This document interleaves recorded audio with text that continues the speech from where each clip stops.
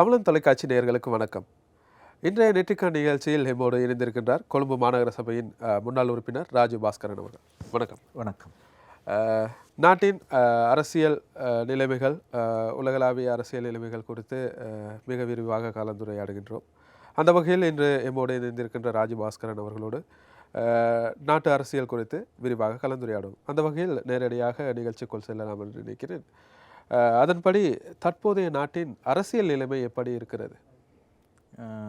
என்னை பொறுத்த வரைக்கும் இந்த அரசாங்கம் உருவாக்கி புதிய அரசாங்கம், அதனால் சிறப்பாக இருக்குன்னு நினைக்கிறேன். ஒரு 6 மாதம் சென்றதுக்கு பிறகு தான் சரியான முறை என்ன நடக்குதுங்கிறத புரிஞ்சு கொள்ளலாம். அடுத்ததாக, தற்போது நாட்டளாவிய ரீதியில் அத்தியாவசிய பொருட்களின் தட்டுப்பாடு பாரிய இன்னல்களுக்கு முகம் கொடுத்து வருகின்றார்கள் மக்கள். அந்த வகையில் தேங்காய், அரிசி உள்ளிட்ட அத்தியாவசிய பொருட்களின் தட்டுப்பாட்டால் மக்கள் அதிக அளவில் பாதிக்கப்பட்டு வருகிறார்கள். அதன்படி அத்தியாவசிய பொருட்களின் தட்டுப்பாடு அரசாங்கத்தின் இயலாமை தான் காரணம் என்று நினைக்கிறீர்களா? அப்படி சொல்லிட முடியாது. அரசாங்கத்தின் இயலாமைன்னு சொல்லிட முடியாது. காரணம், இந்த அரசாங்கம் உருவாகி 2 மாதங்கள் தான். தேங்காய் தட்டுப்பாடு கடந்த அரசாங்கத்திலேயே நாங்கள் கொஞ்சம் அனுபவித்தோம். தட்டுப்பாடுன்னு சொல்கிறத விட விலைவாசி உயர்வு. அரிசியும் விலைவாசி உயர்வு. ஆனால் அரிசி இருக்குது, விலை கூடுறதுனால பதுக்கி வச்சு விற்கிறாங்க. தெரிஞ்சவங்களுக்கு மட்டும்தான் விற்கிறாங்க. தேங்காயும் அதே மாதிரி தான் நடக்குது, அரிசியும் அதே மாதிரி தான் நடக்குது. ஆனாலும் இந்த அரசாங்கம், புதிய அரசாங்கம் இதை கட்டுப்படுத்தாமல் விட்டாங்கன்னா இந்த அரசாங்கத்துக்கு பாரிய ஒரு நெருக்கடி உருவாகும் கட்டாயமாக. நிச்சயமாக. அடுத்ததாக, தற்போது நாடளாவிய ரீதியில் பொதுவாக அரசியல் களத்தை எடுத்துக்கொண்டால் அரசியல் கைதுகள், அரசியல் பிரமுகர்களின் வாரிசுகள் கைது செய்யப்படுகின்றார்கள். இதற்கு அரசியல் தடையீடு தான் காரணம் என்று நினைக்கிறீர்களா? நிச்சயமாக இருக்கும். ஏன்னு சொன்னால், இவங்க இன்னைய அரசாங்கம் அன்னைக்கு எதிர்க்கட்சியில் இருக்கிற நேரம் மக்களுக்கு வாக்குறுதி கொடுத்தது அதை பற்றி தானே. பாரிய குற்றங்கள் விளைவித்திருக்கிறாங்க. கடந்த அரசாங்கங்கள் ஆளுங்கட்சியில் இருக்கிற நேரம் அவங்க நிறைய குற்றங்கள் செஞ்சாங்க. அந்த குற்றங்களுக்கு நாங்கள் ஆட்சிக்கு வந்ததுக்கு பிறகு நிச்சயமாக தண்டனை கொடுப்போம் அப்படின்னு சொல்லி வந்தாங்க. ஆனால் வந்து சிறிய காலம் 2 மாதங்கள் ஆகி ஒன்றும் இல்லாத நேரம் மக்கள் ஒரு சலிப்பு தன்மை அரசாங்கம் மீது வந்துட்டு அரசாங்கத்தை குறை சொல்ல தொடங்கிட்டாங்க. அப்போ அரசாங்கம் அதுக்குரிய நடவடிக்கை எடுக்கிறதுக்கு உடனடியாக அந்த எத்தனையோ 1000 ஃபைல்கள் இருக்குதுன்னு சொன்னதுக்குன்னா முடிஞ்ச சீக்கிரமாக எந்த ஃபைல் எடுத்து எதையாவது ஒரு இதை மக்களுக்கு காட்டணுங்கிற ஒரு இதில் தான் இந்த கைதுகள் நடக்குது. பொறுத்திருந்து பார்க்கலாம், இதுக்கு உண்மைக்குமே தண்டனை கிடைக்குமா, குற்றவாளிகளா குற்றமற்றவர்களா, அரசியல் நாடகங்கமாக மக்களை ஏமாத்துகிற சிஸ்டமாக இது போகுதுங்கிறத இன்னும் ஒரு மாதம் 2 மாதத்தில் கண்டுகொள்ளலாம். நிச்சயமாக. தேசிய மக்கள் சக்தியின் ஆட்சியாளர்கள் தேர்தல் காலத்தில் கூறிய வாக்குறுதிகள் நிறைவேற்றப்படவில்லை என்ற கருத்து ஒன்று இருக்கிறது. நாட்டில் நிலவும் பிரச்சனைகளை ஒரே நாளில் தீர்த்துவிட முடியுமா? அதுக்கு சில காலம் எடுக்கும் அல்லவா? ஆமாம். அதாவது அன்னைக்கு அவங்க சொன்னது ஒரு சைன், ஒரு கையொப்பத்தில் அனைத்தையும் தலைக்கீழாக மாற்றிடுவோம் அப்படின்னு சொன்னாங்க. அது எதிர்கட்சியில் இருக்கிற எல்லா கட்சிக்காரங்களும் எல்லா அரசியல்வாதிகளும் பேசுகிறது தான். எதிர்கட்சியில் இருக்கிற நேரம் சொல்கிறது ஒன்று, ஆளுங்கட்சியில் போய் உட்கார்ந்ததுக்கு பிறகு அதை நடைமுறைப்படுத்துறதுக்கு சாத்தியப்படாது, ரொம்ப கஷ்டம். அதனால் இவங்க 2 மாதம்தான் ஆகியிருக்கு. வாக்குறுதி கொடுத்ததை உடனே நிறைவேற்ற முடியாது தான். பொறுமையாக 6 மாதங்கள், பொறுமையாக 6 மாதங்களா இல்லாட்டி அடுத்த 5 வருடங்கள் தேர்தல் முடிகிற அடுத்த தேர்தல் வரும் வரைக்குமாவது பொறுத்திருந்து பார்க்கணும். மக்கள் என்ன சொல்கிறாங்கன்னா, பொதுமக்கள் நாங்கள் 5 வருஷம் பொறுத்துக்கிட்டு இருக்க மாட்டோம், கொடுத்த வாக்குறுதிப்படி ஒரு சிறிய காலத்துக்குள்ளே 2-2.5 வருஷத்துக்குள்ளேயாவது அதுகளை நிறைவேற்றி காட்டணுங்கிறது தான் மக்களுடைய ஆதங்கமாக இருக்குது. நாங்கள் மக்களோட மக்களாக இருக்கிறேன்னா மக்களோட போய் பேசுகிற நேரம் மக்கள் அதை தான் சொல்கிறாங்க. உடனேயே இவங்களை ப்ரெஷர் கொடுக்குறாங்க எதிர்கட்சிகள், இது சரி வராது. கொஞ்சம் காலம் கொடுத்து அடுத்த தேர்தலுக்கு முன்னுக்கு இவங்க நிறைவேற்றாட்டி கட்டாயம் அதுக்குரிய நடவடிக்கை வாக்காளர்கள் நிச்சயம் எடுப்பாங்க. பொய் சொல்லி வந்தாங்கன்னு இப்போ இன்றைக்கி எதிர்கட்சி எல்லாம் ஒன்று சேர்ந்து பொய் சொன்னதாக சொல்கிறாங்க. இருக்கலாம். அதாவது அரசியல் தெளிவுள்ளவங்க எல்லாத்துக்குமே தெரியும் இவங்க கொடுத்த வாக்குறுதிகள் 100% எல்லாத்தையுமே செயற்படுத்த முடியாதுன்னு சொல்லி. செயற்படுத்த மாட்டாங்க. ஆனாலும் மக்கள் எதிர்பார்க்குறாங்க, அதுகளை செஞ்சு ஆகணும். மேடையில் பேசுனதை நிச்சயமாக செஞ்சு காட்டணுங்கிறத மக்கள் விருப்பம். இவங்க செஞ்சாங்கன்னா தொடர்ச்சியாக இருப்பாங்க இன்னும் ஒரு 10 வருஷத்துக்காவது. அப்படி இல்லாட்டி அடுத்தாவது 5வது வருஷம் கட்டாயம் வீட்டுக்கு போயிடுவாங்க. கடந்த கால ஆட்சியாளர்கள் ஊழல் மோசடிகளில் ஈடுபட்டார்கள் என்ற குற்றச்சாட்டு முழுக்க முழுக்க பொய்யானதாக இருக்க முடியாதல்லவா? அப்படியாயின் அவர்கள் கைது செய்யப்பட்டு விளக்கமறியலில் வைக்கப்படுவதில் என்ன தவறு இருக்கிறது? நீங்கள் அது சரிதான். ஆனாலும் ஆட்சியாளர்கள் யாருமே எந்த ஒரு பொருளையும் ஒரு திருடுறதுக்கு சாட்சி வச்சுக்கிட்டு திருட மாட்டான். லேசுப்பட்ட வேலையில் இந்த ஊழல் செஞ்சதை பிடிக்கிறதுங்கிறது. ஊழல் செஞ்சிட்டாங்கன்னு மேடையில் பேசலாம், பாராளுமன்றத்தில் பேசலாம். ஆனால் ஊழல்வாதிகளை பிடிச்சி சிறை தண்டனை கொடுத்து அவங்கள கைது பண்ணி அதுக்குரிய தண்டனையை பெற்றுக் கொடுப்பதுங்கிறது லேசுப்பட்ட விஷயம் இல்லை. ஏன்னா ஒருத்தர் மட்டும் இல்லை அந்த ஊழலில் சம்மந்தப்பட்டு தனியாக ஒரு மனுஷன் ஒரு பொருளை தேடிக்கிட்டு ஓட முடியாது. ஒரு கூட்டாக தான் செய்யலாம். இந்த அரசாங்கத்துக்குள்ளுக்கு இருந்து ஒரு களவு செய்கிறாங்கன்னா அது கூட்டாக தான் செய்யலாம். அந்த கூட்டாக செய்கிறதுக்கு நேரம் அதை பிடிக்கிறதுக்கும் கஷ்டம். யாராவது அந்த அந்த அந்த கூட்டுக்குள்ளே இருந்த ஒரு ஆள் வெளிவந்து இது தான் நடந்துச்சுன்னு சரியான இதுகளை வெளிப்படுத்தினா வேணும்னா பிடிச்சி சரியான தண்டனையை கொடுக்கலாம். அப்படி இல்லாட்டி ரொம்ப கஷ்டம். இவங்க கொடுத்த வாக்குறுதி, இந்த அரசாங்கம் கொடுத்த வாக்குறுதிகள் பாரிய அளவில் ஊழல்வாதிகளை சிறைக்கு போடுவோன்னு சொல்லி தான் பெரிய அளவில் மக்களை நம்ப வச்சாங்க. அதனால் மக்கள் அதைத்தான் முக்கியமாக எதிர்பார்க்குறாங்க. அதுக்குரிய பலாபலன்கள் மக்களுக்கு கிட்டாத பட்சத்தில் அரசாங்கத்துக்கு பிரச்சனைக்குரிய விஷயங்களாக மாறலாம். அடுத்ததாக ஜனாதிபதி இந்தியா மற்றும் சீனாவுக்கு அண்மையில் விஜயம் செய்திருந்தார். இவர் 2 நாடுகளையும் சரியாக கையாளுகின்றாரா அல்லது சீனாவுக்கு சார்பாக செயற்படுகின்றாரா? உங்களின் நிலைப்பாடு எப்படி இருக்கிறது? ஆனால் நான் நினைக்கிறேன் 2 பேருக்கும் பேலன்ஸ் பண்ணி போயிடுவாருன்னு நினைக்கிறேன். ஏன்னா 2 நாட்டிலையும் போயிட்டு 2 நாட்டிலையும் பேசின விதங்கள், அங்கே நடந்துக்கிட்ட முறைகள், அதனால் 2 பேரையும் பேலன்ஸ் பண்ணி போவார். ஆனாலும் சீனாவுக்கு கொஞ்சம் சார்பாக இருப்பார்னு எந்த மனசு சொல்லுது. ஆனால் 2 பேரையும் பேலன்ஸ் பண்ணி போயிடுவார். அவரோட அதுக்கு பிறகு அவர் வந்து பேசின பேச்சுக்களில் ஒவ்வொன்றையும் நோக்கணும்னா 2ஐயும் பேலன்ஸ் பண்ணி போயிடுவார்னு தான் தெரியுது. ஆனால் கூடுதலாக சீனா பக்கம் சார்பாக இருக்கிற மாதிரி தெரியுது. இருப்பினும் ஜனாதிபதியின் கட்சி ஒரு இடதுசாரி கொள்கை கொண்ட கட்சி. ஆகவே சீனாவை தழுவி நிறைய கொள்கைகள் இவர்களின் கட்சிக்கு ஒத்துப்போகக்கூடிய வகையில் உள்ளது. இப்படி பார்க்கும் பொழுது சீனாவுடன் நெருங்கி பழக வாய்ப்புகள் உள்ளதா? நிச்சயமாக இருக்குது. இப்போ கடந்த காலங்களில் இவங்க ஆட்சியில் இல்லாத காலத்தில் கூட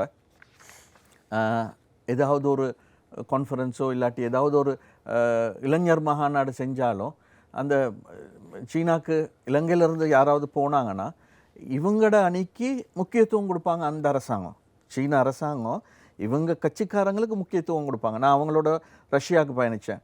நான் என் கண்கூடாக கண்டேன். ரஷ்யாவில் எங்களை விட அவங்களுக்கு அதாவது அவங்கள கவனிக்கிற விதங்கள், அவங்களுக்கு முன்னுரிமை கொடுக்கறது, பேச கொடுக்கறது. ஒரு கான்ஃபரன்ஸில் எங்களை அந்த கான்ஃபரன்ஸுகளுக்கு போக முடியாட்டி அவங்கள அனுப்புவாங்க. அவங்க போகலாம், அவங்க போய் பேசலாம். அப்படியே அதே மாதிரி சைனாலேயும் நிச்சயமாக இருக்கும். சைனா சிஸ்டத்துக்கு இவங்க அடிபணிஞ்சு போனாங்கன்னா முழுமையாக சைனீஸ் ஒத்துழைப்பு கூடுதலாக இருக்கும். அதே மாதிரி இவங்களும் அவங்களோட சார்ந்து போக வேண்டிய சூழலுக்கு தள்ளப்படுவாங்க.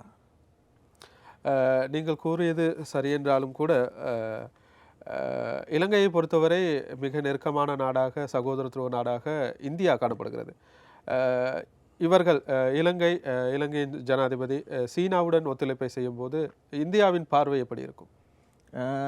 நான் நினைக்கல இந்தியா பெருசாக கண்டுக்கணும். ஏன்னா நாங்கள் கடந்த காலங்களில் எங்களுக்கு பிரச்சனைகள் வரும்போது நாங்கள் இந்தியா கிட்ட போய் கேட்குறதுக்கு முதல்ல ஓடி வந்து செஞ்ச நாடு. நாங்கள் எதுவும் உதவி கேட்குறதுக்கு முதல்லே இந்திய அரசாங்கம் வந்து முதல் உதவிகள் எல்லா உதவிகளையுமே செஞ்சாங்க. பண உதவியிலேருந்து பொருள் உதவியிலேருந்து என்ன இருந்தாலும். அதனால் இந்தியாவை பகைச்சிக்கிட்டு இந்த நாட்டில் எந்த ஒரு அரசாங்கமும் போகாது. முதல் உதவி வேண்டியது இந்தியா தான். எங்களுக்கு அந்த கலாச்சாரம், பண்பாடு, மத ரீதியாக எங்களுக்கு ஒத்துப்போகக்கூடிய நாடு இந்தியா தான். சைனா அவங்க அரசியல் கொள்கை ரீதியாக ஒன்றா இருந்தாலும் இந்தியாவோட மற்றும்படி மத ரீதியாக, கலாச்சார ரீதியாக பழக்கவழக்கங்கள் ரீதியாக மக்கள் இலங்கை மக்களும் கூடுதலாக 50% அதிகமானவங்க இந்தியாவோட இணைஞ்சு போகிறது தான் விரும்புவாங்க. அதனால் இந்தியாவை ஓரங்கட்டிட்டு எதையுமே செய்ய கிடைக்காது, எதையும் செய்யவும் மாட்டாங்க. நேற்று கூட ஜனாதிபதி சொல்லியிருந்தார், எங்களுக்கு பக்கத்து நாடுகள், ஆனால் முதலுதவி எங்களுக்கு வேண்டியது இந்தியா தான் அப்படின்னு. அதனால் இந்தியாவை ஓரம் தள்ளிட்டு எதையும் செய்ய மாட்டாங்க. ஆனால் அரசியல் கொள்கைகள் ரீதியாக பார்க்குற நேரம் அவங்களோட கட்சி ரீதியாக சீனாவை ஒதுக்கிட்டும் போக மாட்டாங்க. நிச்சயமாக ரெண்டோடையும் இணைஞ்சி தான் போய் ஆகணும். அப்போ தான் நாட்டுக்கும் நல்லது, அரசாங்கத்துக்கும் நல்லது. அடுத்ததாக தேர்தல் குறித்து சிறிது உரையாடுவோம். உள்ளூராட்சி மன்ற தேர்தல் எதிர்வரும் ஏப்ரல் மாதத்தில் நடைபெற இருப்பதாக அரசாங்கம் அறிவித்துள்ளது. இது குறித்து உங்கள் பார்வை எப்படி இருக்கிறது? அனைத்து எதிர்க்கட்சிகளும் ஒன்று இணைந்தால் மட்டுமே எதிர்க்கட்சிகளுக்கு வெற்றி. இல்லாட்டி அது பழைய அந்த பாராளுமன்றத்தை விட மோசமான நிலைமைக்கு தள்ளப்பட்டுருவாங்க. கொழும்பு மாநகர சபை கூட இந்த முறை இன்னைக்கு இருக்கிற எதிர்க்கட்சிகள் தான் ஆளும் அரசாங்கம் ஆளும் கட்சியாக இருந்துச்சு கொழும்பு மாநகர சபையில். ஆனால் அது கூட இல்லாமல் போயிடும். இருக்கிற எதிர்க்கட்சிகள் எல்லாமே ஒன்றிணையாவிட்டால் நிச்சயமாக இப்பயே மக்கள் என்னத்தை தான் சொன்னாலும் ஜனாதிபதியாக வெற்றி பெறும்போது மக்கள் அளிக்காத வாக்குகளை பாராளுமன்ற நேரத்தில் கொடுத்தாங்க. ஏன் கொடுத்தாங்க? 5 வருஷம் இவர் தான் ஆட்சி செய்ய போகிறாரு. இப்போ மக்களுக்கு தெரியும் அடுத்து உள்ளூராட்சி மன்றத்துக்கு 4 வருஷம்தான். அந்த 4 வருஷமும் இந்த அரசாங்கத்துக்கு கீழே தான் போகுது. அப்போ இவங்களுக்கு தான் கொடுக்கணும்னு மக்கள் தீர்மானித்து வச்சுருக்குறாங்க. என்னத்தை தான் யார் என்ன பேசினாலும், அரிசி விலை கூட தேங்காய் விலை கூடனாலும் இன்னைய சூழலில் மக்களுடைய வாக்கு ஆளும் அரசாங்கத்துக்கு தான் இருக்கும். கொழும்பு மாநகர சபையும் ஆளும் அரசாங்க கைக்கு போகிற சூழல் தான் இருக்குது. எதிர்க்கட்சிகள் எல்லாரும் ஒன்றிணைந்து ஒரு பாரிய ஒரு அமைப்பாக உருவாக்கி செயல்பட்டால் அந்த ஒரு சின்ன ஃபைட், அதாவது எதிர்க்கட்சி ஆசனங்களில் கூடுதலான ஆசனங்களை பெற்றுக்கொண்டு அமர்ந்து ஒரு ஒரு ஒரு எதிர்ப்பை காட்டலாம். என்னை பொறுத்தவரைக்கும் என்ற தனிப்பட்ட முறையில் நானும் சொல்கிறேன், இந்த ஆளுங்கட்சிக்கே தான் முழுக்க எல்லாம் கொடுத்து அரசாங்கத்தையே பலப்படுத்தி கொழும்பு மாநகர சபை எடுத்துக்கிட்டால் இன்றைக்கி பாரிய குறைபாடுகள் இருக்குது. வட கொழும்புலேயோ மத்திய கொழும்புலேயோ கொழும்பு நகரத்திலேயே பாரிய பிரச்சனைகள் நிறைய இருக்குது. மக்களுக்கு தேவைகள் 70 வருஷமாக உடையும் காணா. வட கொழும்புலலாம் இன்னும் ட்ரைனேஜ் சிஸ்டம் இல்லை. மெட்ரோக்குள்ளியில், சமித்புரையில், மோத்துவாரத்தில், லுக்மாவத்தில் இன்னும் பாரிய காலையில் எந்திரிச்சோன்னு முதலாவது போக வேண்டியது மலசலக்கூடத்துக்கு. மலசலக்கூடத்திலிருந்து அவங்க அந்த மக்களுக்கு பிரச்சனை உருவாகுது. அதனால் இதே அரசாங்கத்துக்கு அனைத்து கொழும்பு மாநகர சபை மட்டுமில்லை, எல்லா சபைகள்லையும் விழுகும். கொழும்பு மாநகர சபையில் விசேஷமாக நான் நினைக்கிறேன், எல்லாரும் அதை எதிர்பார்த்து இருக்கிறாங்க. அரசாங்கத்துக்கே கொடுத்து இந்த அரசாங்கம் ஊடாக இதை செயற்படுத்தி கொள்ள வேண்டும் அப்படிங்கிற ஒரு இதில் இருக்கிறாங்க. அதுக்கு ஒரு ஃபைட்டை கொடுக்கணும்னா எதிர்க்கட்சியெல்லாம் ஒன்று இணையணும். ஒன்று இணையாட்டி இன்றைய அரசாங்கம் ரொம்ப ஈஸியாக வெற்றி பெற்று விடுறாங்க. நடைபெறவுள்ள உள்ளூராட்சி மன்ற தேர்தலில் நீங்கள் போட்டியிடுவீர்களா? இதுவரைக்கும் அந்த ஐடியா இல்லை. ஆனால் அரசியலை விட்டு ஒதுங்க மாட்டேன். போட்டியிடுற ஐடியா இல்லை. நிறைய 2-3 கட்சிகள்லேருந்து அழைப்பு விட்டு கொண்டு தான் இருக்கிறாங்க, கூப்பிட்டுக்கிட்டு தான் இருக்கிறாங்க. தேர்தல் ஏப்ரலில் வருமா இருந்தால் அன்னைய சூழலை பார்த்து தீர்மானிக்கணும் போட்டியிடுறதா இல்லையாங்கிறது. நேயர்களே, தொடர்ந்து ஒரு சிறிய இடைவெளியின் பின்னர் கொழும்பு மாநகர சபை முன்னாள் உறுப்பினர் ராஜபாஸ்கரனுடன் கலந்துரையாடுவோம். அமிர்தா மற்றும் தமிழன் பத்திரிகையோடு இணைந்து நீங்களும் திருப்பதி செல்ல வேண்டுமா? திரையில் தெரியும் இந்த கூப்பனை நிரப்பி திருமாலை தரிசிக்கும் வாய்ப்பை நீங்களும் பெற்றிடுங்கள். மேலதிக விவரங்கள் தமிழன் பத்திரிகைகள். நேயர்களே, இன்றைய நெற்றிக்க நிகழ்ச்சியில் நம்மோடு இணைந்திருக்கிறார் கொழும்பு மாநகர சபையின் முன்னாள் உறுப்பினர் ராஜபாஸ்கரன் அவர்கள். தொடர்ந்து அவருடன் உரையாடுவோம். ராஜபாஸ்கரன் அவர்கள், கொழும்பு மாவட்டத்தை பொறுத்தவரை பாராளுமன்றத்திற்கு தெரிவாகி இருக்கும் தமிழ் பிரதிநிதிகளின் எண்ணிக்கை குறைவாக இருக்கிறது. இதுக்கான காரணம் என்னவென்று நினைக்கிறீர்கள்? கொழும்பு மாவட்டத்திலிருந்து ஒரு தமிழ் உறுப்பினர் கூட தெரிவு செய்யப்படலை. இதுதான் ஃபர்ஸ்ட் டைம் எனக்கு தெரிய. 1977க்கு பிறகு இந்த சிஸ்டங்கள், இந்த வாக்குரிமை சிஸ்டங்கள் மாறினதுக்கு பிறகு முறை கொழும்பு மாவட்டத்துக்கு ஒரு தமிழர் தெரிவு செய்யப்படாத சூழலுக்கு மக்கள் தள்ளப்பட்டிருக்கிறாங்க. இதுதான் ஃபர்ஸ்ட் டைம். அதுக்கு காரணம் இப்போ அரசியல்வாதிகள் என்ன சொல்கிறாங்க, மக்களை குறை சொல்கிறாங்க. மக்களை குறை சொல்கிறதுக்கு எந்த இதுவும் இல்லை. மக்கள் தெளிவாக இருக்கிறாங்க, மக்கள் தெளிவாக வாக்களிச்சிருக்கிறாங்க. இப்போ இன்னைக்கு இருக்கிற ஆளுங்கட்சியில் போட்டியிட்டவரும் சரியான முறையாக தமிழ் மக்கள் இருக்கிற பிரதேசங்களில் போய் தமிழ் மக்கள் அணுக இல்லை. அப்போ இவங்க நினச்சாங்க நாங்கள் ஆளுங்கட்சி அன்றகுமார திசாநாயக்க ஜனாதிபதி அவருக்கு உரிய வாக்குகள் எல்லாம் ஆட்டோமேட்டிக்காக போட்டுருவாங்கன்னு. ஆட்டோமேட்டிக்காக தமிழாக்கள் போட்டாங்க தான் அந்த கட்சிக்கு. ஆனாலும் அந்த பிரதிநிதி மக்களை சரியான முறையில் போய் அணுகாதனால மக்கள் அவரை தெரிவு செய்யாமல் விட்டுட்டாங்க. அதுதான் உண்மை கதை. அடுத்த இத்தனை நாளாக இருந்த பாராளுமன்ற உறுப்பினர் எல்லாத்துக்கும் தெரியும், கொழும்பு மாவட்டத்தில் பாராளுமன்ற உறுப்பினர் இருந்தார். அவர் இந்த முறை அவருடைய தோல்விக்கு காரணமும் அவருடைய அமைப்பாளர்கள், அவருடைய மாநகர சபை உறுப்பினர்கள், அவிசாவல பிரதேசம், எங்கெங்கே பிரதேச சபைகளில் கொழும்பு மாவட்டத்தில் அவருடைய உறுப்பினர்கள் இருந்தாங்களோ அவங்களாம் சரியான செயல்படலை. அவருக்குரிய வேலைகளை அவரும் செய்யலை, அவருடைய செயலாளர்களும் செய்யலைங்கிறது தான் சரியானது. மக்கள் அணுக இல்லை, மக்கள்கிட்ட போய் மக்களுடைய குறைநிறைகளை கேட்க இல்லை, மக்களுக்கு தேவைகள் என்னதோ அதுகளை செஞ்சு கொடுக்கல. அதுக்கு பதிலாக மக்களுக்கு ஒரு பாரிய ஒரு அழுத்தத்தை தான் கொடுத்தாங்க.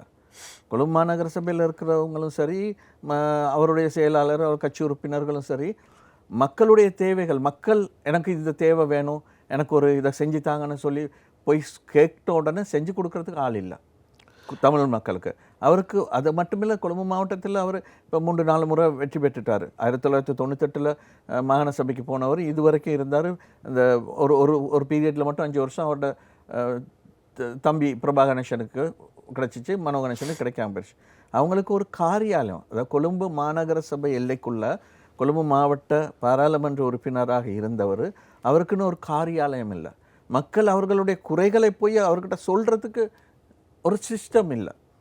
அப்போ இதெல்லாம் மக்கள் எங்கள்கிட்ட சொல்லி வருத்தப்பட்டாங்க. அந்த இதுகள் காரணம்தான் மக்கள் அந்த பாராளுமன்ற உறுப்பினரை நிராகரிச்சுட்டு தனியாக கட்சிகளுக்கு மட்டும் போட்டுட்டாங்க. கட்சிகளுக்கு மட்டும் போட்டுட்டு இல்லை அந்த கட்சிகளில் உள்ள முதன்மை வேட்பாளருக்கு மட்டும் புல்லடி விட்டுட்டு சும்மா விட்டுட்டாங்க. இதுதான் காரணம். கொழும்பு மாவட்டத்தில் தமிழ் பாராளுமன்ற உறுப்பினர் ஒருவர் தெரிவு செய்யப்படாததுக்கு காரணம். தமிழ் மக்கள் மீது இப்போ அவங்கெல்லாம் அந்த உறுப்பினர்கள், பாராளுமன்ற உறுப்பினர்கள், போட்டியிட்ட பாராளுமன்ற தமிழ் உறுப்பினர்கள் மக்களை குறை சொல்கிறாங்க. மக்களை குறை சொல்லியே முடியாது. மக்கள் சரியாக செயற்பட்டார்கள், அவர்கள் செயற்படவில்லை. சரியாக இத்தனை வருஷமாக அவங்களுக்கு வாக்களித்தாங்க. நீங்கள் பழைய கதைகளையே பழைய பல்லவிகளை பேசிக்கிட்டு இருந்த வேலையில் இன்றைய தேவைகள், மக்களுடைய தேவைகளை நீங்கள் நிறைவு செஞ்சு கொடுக்கல. விசேடமாக கொழும்பு மாவட்டத்தில் இருக்கின்ற தமிழ் மாணவர்களுடைய கல்வி உரிமைகளை தான், கல்விக்குரிய தேவைகளை தான் தமிழ் மக்கள் கூடுதலாக எதிர்பார்த்தாங்க. அதுகள் கிடைக்கப்பெறலை. அது கிடைக்கப்பெறாதனால தமிழ் பள்ளிக்கூடங்களில் சரியான முறையான சிஸ்டங்கள் நடைமுறை இல்லாதனால, ஒழுங்கான ஸ்கூல்களுக்கு தமிழ் பிள்ளைகளை போட்டுக்க முடியாதனால அந்த தமிழ் மாணவர்களை தாய் தகப்பன்மார் இன்டர்நேஷ்னல் ஸ்கூலுக்கு போட தொடங்கிட்டாங்க. வறுமையான மாணவரும் கூட இன்றைக்கி என் பிள்ளை படிக்கணும், அவர் ஒரு 3 வீல் ஓட்டுநராக இருந்தாலும் என் பிள்ளை படிக்கணும், என் பிள்ளைக்கு நல்ல தமிழ் ஸ்கூல் கிடைக்கல, அதனால் நான் இன்டர்நேஷ்னலில் போட்டேன் அப்படிங்கிற ஒரு இடத்துக்கு போயிட்டாங்க. அதனால் இனி இப்போ இருக்கிற கொழும்பு மாவட்டத்துக்குன்னு வந்திருக்கிற பாராளுமன்ற உறுப்பினர்களாக இருக்கட்டும், இல்லாட்டி தேசிய பட்டியலில் வந்து பாராளுமன்ற உறுப்பினர்களாக இருக்கட்டும், கொழும்பு மாவட்டத்தில் இருக்க தமிழ் மக்களுக்கு சரியான முறையை அவங்களுக்கு தேவைகளை அறிஞ்சு அவர்களுக்கு உரிய தேவைகள் என்னான்னு அறிஞ்சு அதுகளை செயற்படுத்தாவிட்டால் திரும்பவும் வர கிடைக்காது. நீங்கள் கூறுவதை போன்று கொழும்பு மாவட்டத்தை பிரதிநிதிப்படுத்தி தமிழ் பாராளுமன்ற உறுப்பினர் தேசிய பட்டியலிலிருந்து தெரிவு செய்யப்பட்டிருந்தார் மனோகணேசன் அவர்கள். அவர் தெரிவு செய்யப்பட்டிருந்தாலும் அவர் மக்கள் பணி ஒழுங்காக செய்யவில்லை என்று கூறுகிறீர்களா? செய்யலைன்னு தான் மக்கள் குறை சொல்கிறாங்க. எனக்கு தெரிஞ்ச வரைக்கும் செய்யலை, ஒன்றுமே செய்யலை. ஒரு காரியாலயமே இல்லையே கொழும்பு மாநகர எல்லைக்குள்ளே அவருக்கு ஒரு காரியாலயம் இல்லை. அப்போ காரியாலயம் மக்கள் எங்கே போய் சொல்லுவாங்க அவருடைய குறை நிறைகளை? சொல்கிறதுக்கு ஒரு இடம் வேணுமே, ஒரு ஆஃபீஸ் போட்டிருக்கணும். பாராளுமன்ற உறுப்பினராக இல்லாதவங்க கூட கொழும்பு மாநகர எல்லைக்குள்ளே அவங்களுக்கு காரியாலயம் வச்சுருக்குறாங்க. தெரிவு செய்யப்படாத அவர்களுக்கு அந்த ஏரியாவில் வாக்கே இல்லாட்டியும் அவங்க ஆஃபீஸ் வச்சுருக்காங்க. வடகொழும்பு எடுத்துக்கிட்டால் வடகொழும்பில் ஒருத்தர் காரியாலயம் வச்சுருக்கிறார், இன்னொரு கட்சியை சார்ந்தவர். ஆனால் அவர் அந்த வடகொழும்பில் இருக்கிற தமிழ் மக்கள், மத்திய கொழும்பில் இருக்கிற தமிழ் மக்கள் அவர்களுடைய தேவைகளுக்காக அவருடைய காரியாலயத்தை தான் போய் அணுகுறாங்க. அவர் பேரை சொல்லணும், ரவி கருணாநாயக்க, இன்றைய பாராளுமன்ற உறுப்பினர் ரவி கருணாநாயக்க அவர்களுடைய காரியாலயத்துக்கு தான் அவர் பாராளுமன்ற உறுப்பினராக இல்லாத காலத்திலையும் அவர்கள் மக்களுடைய பிரச்சனைகளை கொண்டு சேர்த்தாங்க. அவரால் முடிஞ்சதுகளை அவர் செஞ்சு கொடுத்தார். இன்றைக்கும் மக்கள் எல்லாருமே அங்கே தான் போகிறாங்க. இப்போ தேசிய பட்டியலில் வந்த தமிழ் பாராளுமன்ற உறுப்பினர் இனியாவது ஒரு தமிழ் இந்த பிரதேசத்துக்குள்ள ஒரு காரியாலயத்தை உருவாக்கி மக்களுடைய தொடர்புகள் அதிகரிக்காவிட்டால் அடுத்த முறை இப்போ கிடைச்ச ஓட்டுலையும் பாதி ஓட்டு தான் கிடைக்கும். நிச்சயமாக. அடுத்ததாக முன்னாள் ஜனாதிபதி ரணில் விக்ரமசிங்க தலைமையில் நிழல் பாராளுமன்றம் ஒன்று அமைக்க இருப்பதாக அக்கட்சி வட்டாரங்கள் தெரிவிக்கின்றன. இதனை எவ்வாறு பார்க்கிறீர்கள்? இது வந்து ஒரு சிரிப்பான ஒரு கேலி கூத்தான விஷயமாக தான் நான் பார்க்குறேன். நிழல் பாராளுமன்றம் இவங்க இத்தனை வருஷமாக, இப்போ இந்த கடந்த 70 வருஷத்துக்கு மேலே இவங்களுடைய அமைப்புகள், இவர்களுடைய கட்சிகளுக்குரிய சார்ந்தவங்க தான் எல்லாருமே வலதுசாரி அமைப்புகளை உருவாக்குன வலதுசாரிகள் தான் எல்லாருமே ஆட்சி செஞ்சாங்க. இவங்க காலத்தில் யாராவது ஒருத்தராவது இப்படி நிழல் பாராளுமன்றம்னு உருவாக்குனாங்களா? இதெல்லாம் ஒரு கேலி கூத்தான ஒரு செயற்பாடு, மக்களை ஏமாற்றும் ஒரு செயற்பாடு, மக்களுக்கு ஒரு அழுத்தத்தையும் ப்ரெஷரையும் கொடுக்கறதுக்கு தான் இந்த நிழல் பாராளுமன்றம் என்று உருவாக்குறாங்க. மக்கள் இதை ஆதரிக்கவே கூடாது. மக்கள் வாக்களிச்சிருக்காங்க. 3/2 பெரும்பான்மை இந்த நாட்டில் முதன்முறையாக கொடுத்துருக்குறாங்க. 150 சீட்டுக்கு மேலே ஒரு தனி கட்சி எடுத்திருக்கு. தனி கட்சியோ ஒரு அமைப்போ இதுக்கு முதல் யாருக்குமே இந்த 150க்கு மேலே போகலை. கோட்டாபய ராஜபக்ஷ காலத்தில் அவருக்கு 146 தான் கிடச்சிச்சு, இவங்களுக்கு 159 கிடச்சிருக்கு. அப்போ மக்கள் விரும்பி தான் கொடுத்துருக்குறாங்க. ஏன் ஜனாதிபதி 5 வருஷம் இருக்க போகிறாரு, அவருடைய பாராளுமன்றம் சிறப்பாக செயற்படணும். பாராளுமன்றம் இந்த அரசாங்கம் எந்த அளவுக்கு சிறப்பாக செயற்படுதோ அந்த அளவுக்கு மக்கள் நல்லா இருப்பாங்க. இப்போ நிழல் பாராளுமன்றம்னு யாராவது ஒரு மக்கள் கேட்டாங்களா? நீங்கள் எல்லாம் தான் தோற்று போயிட்டீங்களே, அமைதியாக இருங்களே, 5 வருஷம் அவங்கள செய்ய விடுங்க, இவங்களை செய்ய விடுங்க. அடுத்த தேர்தலில் நீங்கள் பாருங்கள், முயற்சி பண்ணுங்கள், குறைநிறைகளை சொல்லிக்கிட்டு வாங்க, பரவாயில்ல. 5 வருஷத்துக்கு பிறகு தேர்தலில் மக்கள் விரும்பினா அவங்களுக்கு வாக்களிக்கட்டும். இப்போ நிழல் பாராளுமன்றம்னு உருவாக்குறதில்ல யாருக்கு கஷ்டம்னா மக்களுக்கு தான் கஷ்டம். எந்த ஒரு அரசியல் கட்சிக்கும் அதில் பாதிப்பு வராது. அரசியல் கட்சி லாபம் அடையும். அரசாங்கத்துக்கு எதிராக செயற்படுறதுக்கு அரசியல் கட்சிகள், எதிர்கட்சிகள் எல்லாம் ஒன்றிணைந்து செயற்படும், அதில் அவங்க லாபம் அடைவாங்க. ஆனால் அதில் நஷ்டப்பட போகிறது மக்கள் சிந்திக்கணும், இதை நிராகரிக்கணும். மக்கள் இதை நிராகரிக்காட்டி பொதுமக்கள் ரொம்ப கஷ்டத்தில் விழுந்துருவீங்க. எப்படி அந்த நாட்டில் போராட்டம் உருவாகி போராட்டத்தின் ஊடாக அரசியல் கட்சிகள் தான் பிரயோஜனம் அடைஞ்சிச்சு. அந்த போராட்டத்து காரணமாகத்தான் இன்றைய அரசாங்கம் உருவாகிறதுக்கு காரணம் இந்த போராட்டம். ஆனால் மக்களுக்கு ஏதாவது ஒரு நன்மை கிடச்சிச்சா அந்த போராட்டம் கூட இல்லை.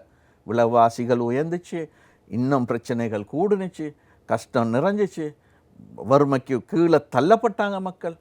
அதே மாதிரி இந்த நிழல் பாராளுமன்றமும் அதே மாதிரி ஒரு சூழலை நாட்டை குழிக்குள்ளே தள்ளுறதுக்கான ஒரு செயற்பாடு தான். இவங்களுடைய நிழல் பாராளுமன்றம் இவங்க அரசாங்கம் கையில் இருக்கிற நேரம், ஆட்சியாளர்களாக இருக்கும்போது இவர்களுக்கு கிடைச்ச அதிகாரத்தை வச்சு செயற்படுத்த முடியாததை நிழற்பாராளுமன்றம் ஊடாக எப்படி நீங்கள் செய்ய போகிறீங்க? என்னத்தை செய்ய போகிறீங்க? நான் எந்த சரித்திரத்தில் எனக்கு எந்த வயசில் நான் 20 வயசுலேயே அரசியலுக்கு இறங்கிட்டேன். அண்டையிலேருந்து ஏதோ ஒரு கட்சியோடாக செயற்பட்டு கொண்டு இருக்கிறேன்.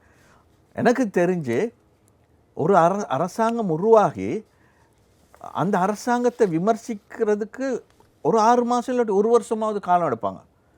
ஆனால் இந்த அரசாங்கத்தை விமர்சிக்க அனைத்து எதிர்கட்சிகளும் ஒன்றிணைந்து நெருப்பாக வேலை செய்கிறாங்க. ஏன்? பயம் வந்துட்டு இனி அடுத்து ஆட்சியே இவங்களுக்கு பிடிக்க முடியாமல் போயிருங்கிறதுக்காக ஒரு கொடுங்கலை, ஒரு 6 மாதமாவது கொடுங்கலை.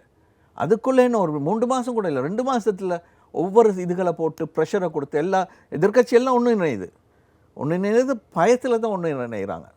ஒன்றிணைந்து முயற்சி பண்ணுறாங்க. ஒன்றைங்க பரவாயில்ல.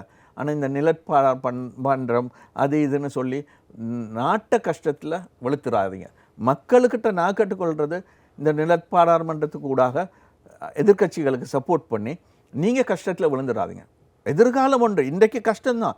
இன்றைக்கு எந்த காலகட்டத்தில் எந்த வயசில் இருக்கிறவங்களுக்கு கஷ்டம், இப்போ வாழ்ந்துக்கிட்டு இருக்கிறவங்களுக்கு கஷ்டம், எங்களோட பிள்ளைகளுக்கும் கஷ்டமாக தான் இருக்கும்.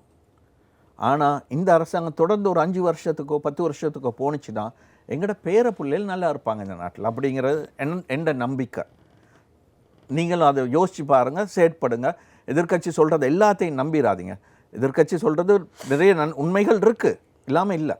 ஆனால் இவங்க கையில் இருக்கும்போது இவங்க எல்லாத்தையும் கோட்டை விட்டுட்டு இப்போ எதிர்க்கட்சியில் உட்கார்ந்து கொண்டு இருக்கிற அரசாங்கத்துக்கு எதிராக இன்னொரு அரசாங்கத்தை உருவாக்குறேன்னு சொல்கிறது, இது மாதிரி வடிகட்டுன முட்டாள்கள் இந்த உலகத்தில் எங்கேயுமே இருக்க மாட்டாங்க. வன்மையாக நான் கண்டிக்கின்றேன். நிச்சயமாக. அடுத்ததாக உலக அரசியலை எடுத்துக்கொண்டால் அண்மையில் அமெரிக்காவின் ஜனாதிபதியாக டொனால்ட் ட்ரம்ப் பதவியேற்றார். அவர் பதவியேற்றவுடன் பல அதிரடி தீர்மானங்களை கொண்டு வந்தார். குறிப்பாக வெளிநாடுகளுக்கு வழங்கும் கடன்களை ரத்து செய்தல் உள்ளிட்ட நிறைய தீர்மானங்களில் கையொப்பமிட்டிருக்கிறார். அவரது திட்டங்களால் அல்லது அவரது நடவடிக்கைகளால் நாட்டுக்கு அல்லது இலங்கைக்கு ஏதேனும் பாதகங்கள் ஏற்பட வாய்ப்புண்டா? இதுக்கு முதலும் அமெரிக்கா பெருசாக எங்களுக்கு ஒன்றுமே கொடுக்கல. எங்களுக்கு அன்னையிலேருந்து இன்னைக்கு வரைக்கும் பெரும் நிறைய உதவிகள் செஞ்ச நாடுனா இந்தியா தான்.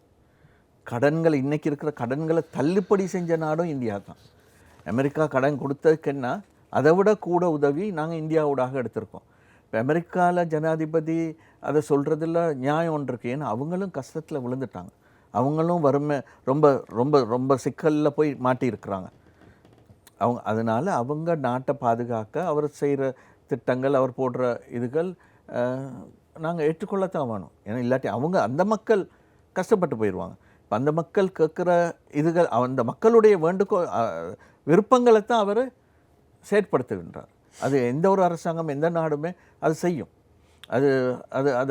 அதை குறை சொல்ல முடியாது.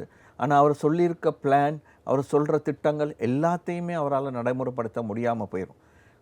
பெரும்பாலான திட்டங்களை நடைமுறைப்படுத்துவாங்க, கடன் கொடுக்காமல் நிப்பாட்டுவாங்க.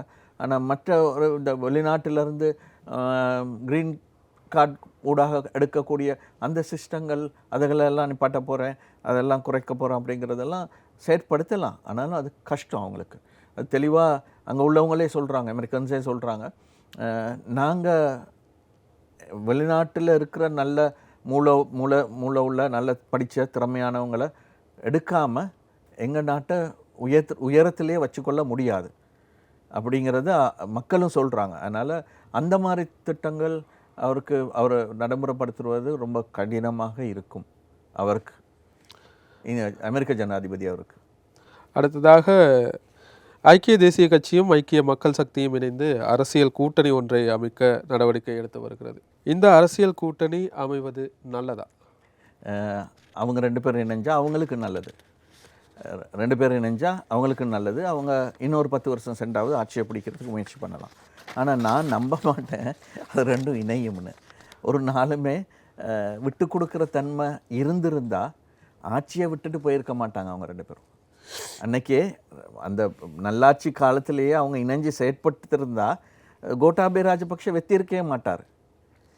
அதனால் அவங்களுக்கு விட்டு கொடுக்குற தன்மை கிடையாது, அவங்கள்ட்ட விட்டு கொடுக்குற எண்ணமும் இல்லை. அதனால் ரொம்ப கஷ்டம் அந்த 2 ஒன்றிணைகிறது. அது அடிமட்ட மக்களுடைய அடிமட்ட தொண்டர்களுடைய விருப்பம் 2 கட்சியும் ஒன்றாகணும்னு. ஆனால் மேலே உள்ளவங்களுக்கு விரும்ப மாட்டாங்க 2ம் இணைகிறதுக்கு.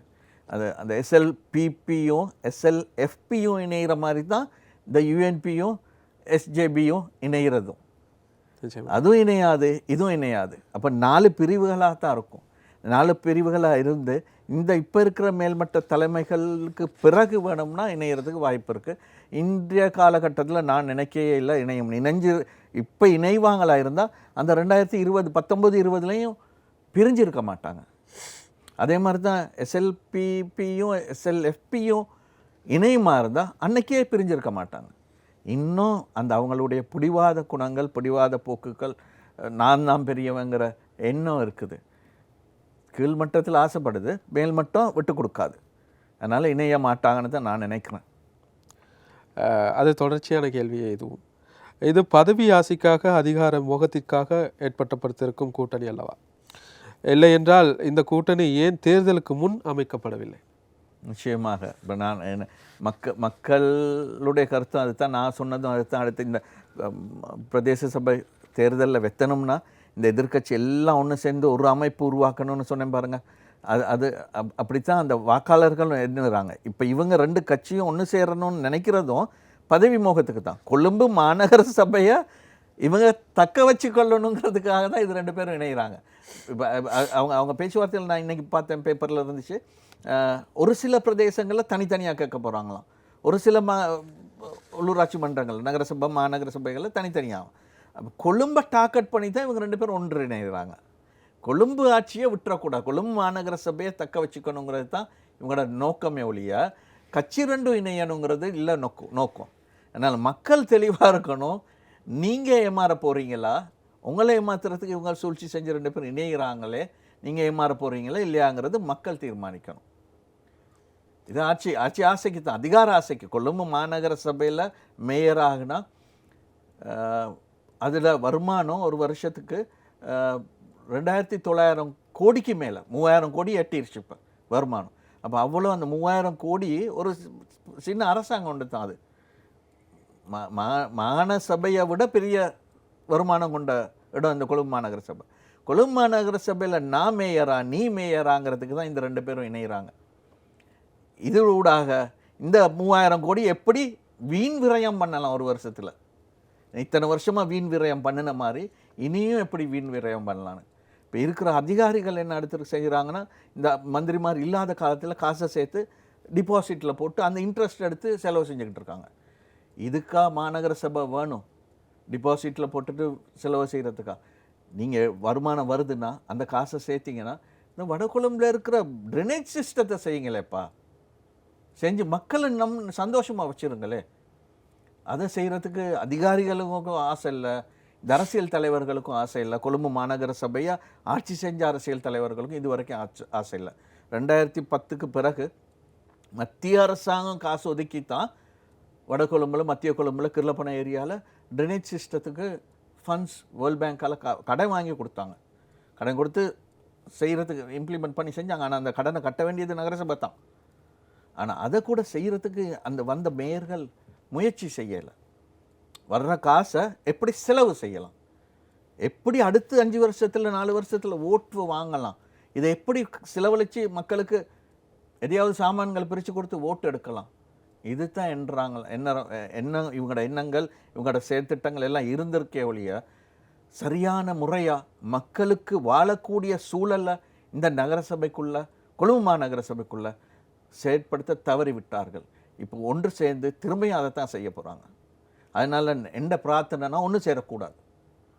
ஒன்று சேர்ந்தால் மக்களுக்கு நஷ்டம், அரசியல்வாதிகளுக்கு. இப்போ நானும் சைன் பண்ண போன முறை ஐக்கிய தேசிய கட்சியில் தான் எலெக்ஷன் கேட்குறதுக்கு, அதாவது SLPP எங்களை ஐக்கிய தேசிய கட்சியில் கேட்க சொல்லி போட்டாங்க. நாங்கள் சைன் பண்ணோம். அந்த நேரம் எலெக்ஷன் நடந்திருந்தால் எப்படியோ மந்திரி ஆகிருப்போம் நாங்களும். அது இல்லை பிரயோஜனம். வருங்கால சங்கதிகள் இங்கே இந்த நகர சபைக்குள்ளே மாநகர சபைக்குள்ளே சந்தோஷமாக வாழக்கூடிய சூழல் ஏற்படணுமா இருந்தால் இன்னைய சூழற்படி இந்த அரசாங்கத்தை நம்புகிறவங்க எல்லாருமே என்ன செய்வாங்க, இந்த அரசாங்கத்துக்கே போட்டு இந்த அரசாங்கம் இதை செயற்படுத்துங்கிற ஒரு நம்பிக்கை மக்கள் மத்தியில் இருக்குது. எனக்கிட்டையும் இருக்குது. இந்த அரசாங்கம் நிச்சயமாக காசை சேர்த்து பேங்க்கில் டிபாசிட்டில் போட்டு வச்சுருக்காது, இல்லாட்டி வீண் விரயம் பண்ணாது. மக்களுக்கு தேவைக்குரிய இந்த வடிகால் முறைமைகளை, வடிகால் சிஸ்டத்தை, ட்ரைனேஜ் சிஸ்டத்தை செய்வாங்கங்கிற நம்பிக்கை எனக்கும் இருக்குது. செய்யணும், செய்யாட்டி ஆண்டவன்கிட்ட தான் பொறுப்பு. அடுத்து இறுதியாக ஸ்ரீலங்கா பொதுஜன பெரமுன மீண்டும் ஆட்சி அமைப்பது சாத்தியமா அல்லது மஹிந்த மீண்டும் தலை தூக்குவாரா? உங்களின் கணிப்பு எப்படி இருக்கிறது? கஷ்டம். என்ன ரீசன்னு சொன்னால், கட்சி அன்னைக்கு 2015 நல்லாட்சின்னு உருவாக்கி அவரை தோக்கடிக்க வச்சாங்க.